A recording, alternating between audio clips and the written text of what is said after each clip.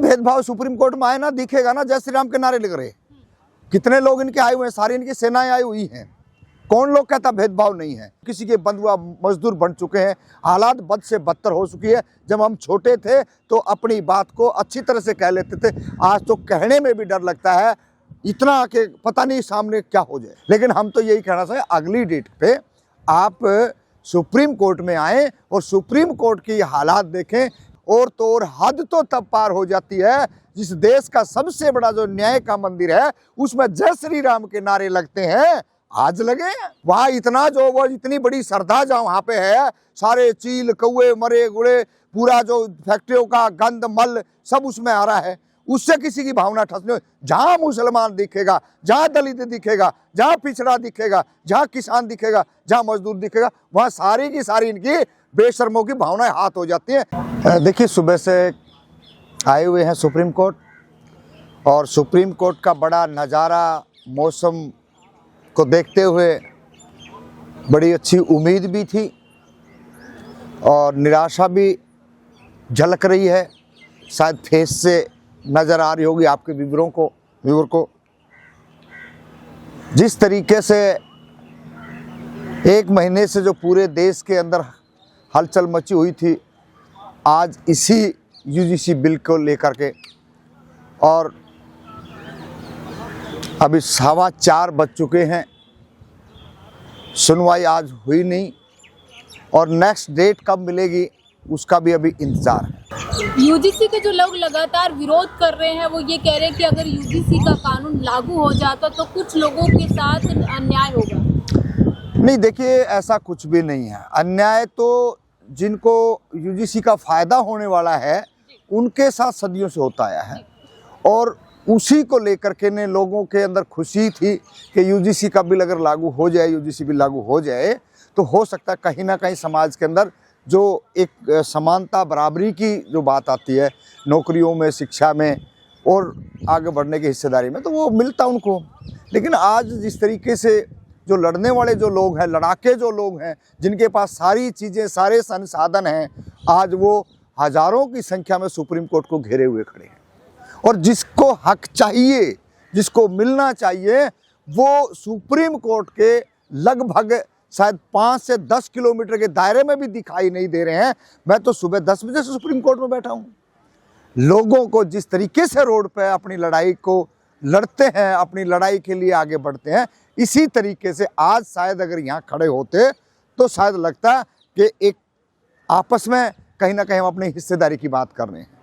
चलिए, ठीक है, हर आदमी का अपना अपना एक सोचने का विषय है, और लोग नहीं आए, शुक्र है आज मौसम खराब होने की वजह से नेक्स्ट डेट भी मिल गई है। लेकिन हम तो यही कहना चाहिए, अगली डेट पे आप सुप्रीम कोर्ट में आए और सुप्रीम कोर्ट की हालात देखें, किस तरीके से तमाम जो सेनाएं हैं वो आके खड़ी हुई हैं, वाइट दे रही हैं। और तो और हद तो तब पार हो जाती है, जिस देश का सबसे बड़ा जो न्याय का मंदिर है उसमें जय श्री राम के नारे लगते हैं, आज लगे। और हालात, सिक्योरिटी आती है, सिक्योरिटी बोलती है और धीरे बंद हो जाते हैं। तो ये तो उन लोगों को समझना चाहिए, ओबीसी के लोगों को या माइनॉरिटी के लोगों को या शेड्यूल कास्ट के लोगों को। अगर आप इस मौके पे आप अगर नहीं खड़े हो रहे तो इसका मतलब है, आप खुद समझ लीजिए, हमारे मुंह से मत कहलवाइए कि आने वाला जो टाइम है उस कैसा आपके लिए होगा।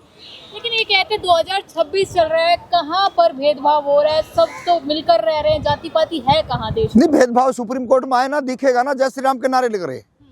कितने लोग इनके आए हुए हैं, सारी इनकी सेनाएं आई हुई हैं। कौन लोग कहता भेदभाव नहीं है? क्या जुडिशरी से लेकर के और हर एक शिक्षा संसाधनों से लेकर के ने, ब्यूरोक्रेसी से लेकर के तमाम जगह कौन लोग बैठे हैं? सवाल तो वही बैठे हैं ना। सवाल यही आ रहा है कि जिसके पास सब कुछ संसाधन है, इस देश की कॉमन लैंड में 50% से ज़्यादा हिस्सा उनका है, उसके बावजूद भी लोग कह रहे हैं हम गरीब हैं, हम भूखे मर रहे हैं, हमारे हक अधिकार छीने जाएंगे। वो लोग तो लड़ रहे हैं, और वो लोग आज भी गहरी नींद में सोए हुए हैं, जिसका कुछ भी उनके पास नहीं है, ना शिक्षा है, ना राजनीतिक है, ना जो इस देश की कॉमन लैंड में हिस्सा है। ये विषय तो उन लोगों को सोचना पड़ेगा, उन छात्रों को सोचना पड़ेगा जो आज पढ़ के और लिख के जो आगे बढ़ने का प्रयास कर रहे हैं। लेकिन इस हालातों में लग नहीं रहा है कि हम शायद किसी और के यहाँ गिरवी रखे हैं या हम किसी के बंधुआ मजदूर बन चुके हैं। हालात बद से बदतर हो चुकी है। जब हम छोटे थे तो अपनी बात को अच्छी तरह से कह लेते थे, आज तो कहने में भी डर लगता है इतना कि पता नहीं सामने क्या हो जाए। सर, उत्तम नगर में जो कांड हुआ था उसके बाद अब वहाँ पर इस तरीके से बातें आ रहे हैं, लोग इस तरीके की वीडियो में बोल रहे हैं कि जो है ईद आ रहा है तो ईद में खून की होली खेलेंगे।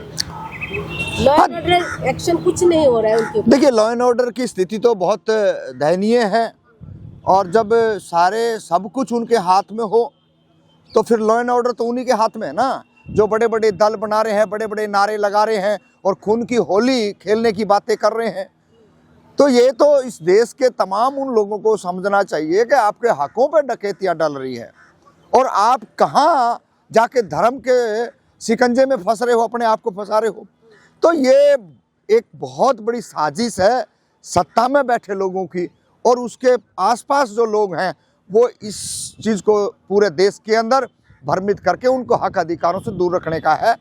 कुछ भी हो जाए, मरने वाला कौन है, मारने वाला कौन है, ये तो एक ही परिवार के सदस्य है। आपसी झगड़ा है, पार्किंग को लेके झगड़ा है और आपने उसको हिंदू मुस्लिम में कन्वर्ट करके, क्योंकि यूजीसी का बिल आना है और तमाम तरीके की चीज़ें इस देश में हक अधिकार मिलने वाले हैं, लेकिन उनसे ध्यान भटका के आपको हिंदू बनाया जाएगा, आपको जो है ना अपने हकों से वंचित रखा जाएगा। ये पूरी की पूरी उत्तम नगर की घटना है। कितने कितने इस देश के अंदर प्रोटेस्ट होते हैं, क्या जो पीड़ित परिवार को भी कोई उनका हाल जाने, उनकी मदद करते तब तो होता ना। भाई मुसलमानों ने अगर गलती करी है, मुसलमानों ने अपराध किया है तो उनके ऊपर इस देश के अंदर कानून है। कानून के तहत जो है उनको मुकदमा दर्ज होगा 307 का और 302 के उजड़ जाएंगे। अगर आप खुद ही फैसला करोगे, खुद ही सरकार में बैठे हो, खुद ही बलडोजर चलाओगे, तो इस देश के अंदर वंचित और शोषितों ने सोच लेना चाहिए आपका इस देश में कुछ बचा नहीं है।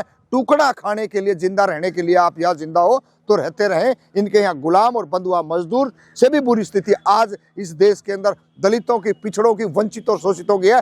वो लोग जो थोड़े बहुत जो कागज के नोट आगे अच्छे मकान बन गए, जो अपने आप को क्षत्रिय और वैश्य समझ रहे हैं, उन नालायकों को भी कहना चाहते हैं आप बेशक ब्राह्मण बने रहिए, आप बेशक कुछ वैश्य बने रहिए, लेकिन आपकी वर्ण व्यवस्था के हिसाब से आपके पीठ पीछे आप शूद्र हो, आप दलित हो, आप चूड़े हो, आप चमार हो, आप नाई हो, आप धोबी हो, आप गडरिया हो, लेकिन कहने को आप हिंदू हो। ये बात तो आपको कितना बड़ा क्यों नहीं आपका साम्राज्य खड़ा कर लें, लेकिन टैग आपका नहीं जाएगा। मुसलमान भयभीत है, वहाँ पर पलायन कर रहा है।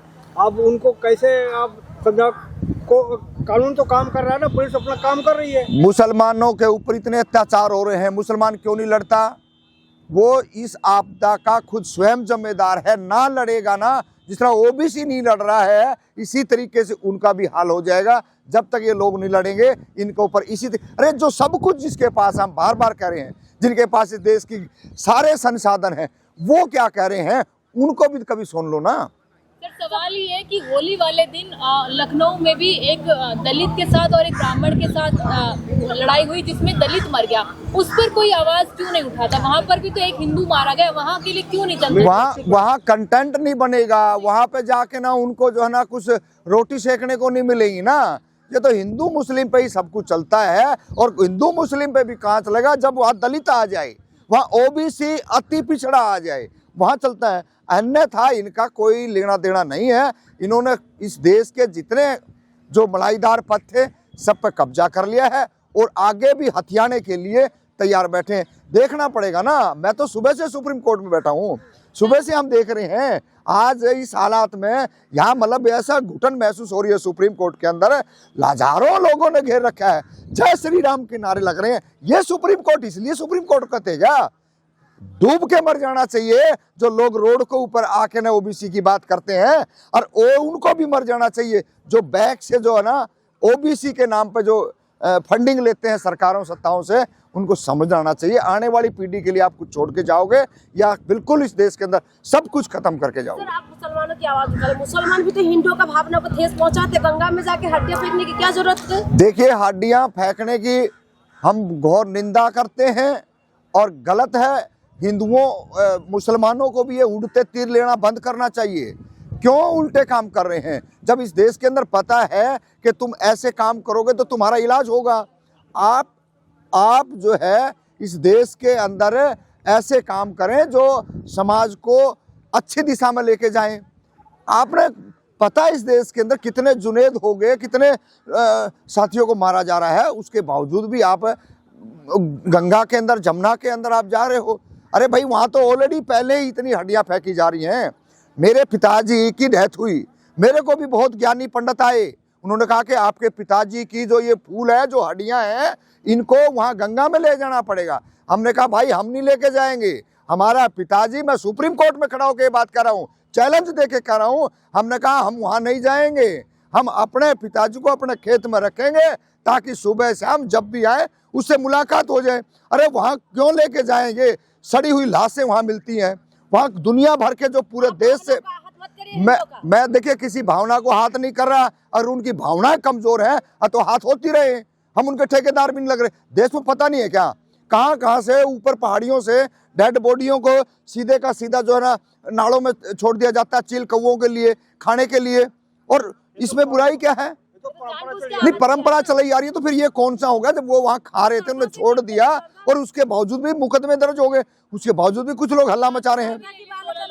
श्रद्धा की बात अलग है, श्रद्धा से वहाँ पर अस्थि अभिषेक। अच्छा, हमारी भी तो श्रद्धा थी ना, हम नहीं गए ना हमारे बाप को लेके ने वहाँ। इतना जो वो इतनी बड़ी श्रद्धा जहाँ वहाँ पे है, सारे चील कौवे मरे गुड़े, पूरा जो फैक्ट्रियों का गंद मल सब उसमें आ रहा है, उससे किसी की भावना ठस नहीं। जहाँ मुसलमान दिखेगा, जहाँ दलित दिखेगा, जहाँ पिछड़ा दिखेगा, जहाँ किसान दिखेगा, जहाँ मजदूर दिखेगा, वहाँ सारी की सारी इनकी बेशर्मों की भावनाएं हाथ हो जाती हैं। ये इस देश के तमाम लोगों को समझना चाहिए कि इन हायत तो होने वाली चीजों से दूर रहें और अपने हक अधिकार के प्रति, जैसे सामने मेरे खड़े हुए लोग सचेत हैं, इसी तरीके से जो ना लड़ना चाहिए। 16 लोग गिरफ्तार हो गए, उस पर क्या कहेंगे? नहीं, 16 लोग गिरफ्तार हो गए, वो अच्छी बात है। शासन प्रशासन ने दंगा ना भड़के, वहाँ कोई बड़ी घटना ना हो, उनको डिटेन किया, मुकदमा दर्ज किया। अब कानून का काम है, ये थोड़ा ही है कि पूरे उनके पीछे जो ना घर जला दें या उनके जो नुकसान बहन बेटियों को साथ बदतमीजी करें,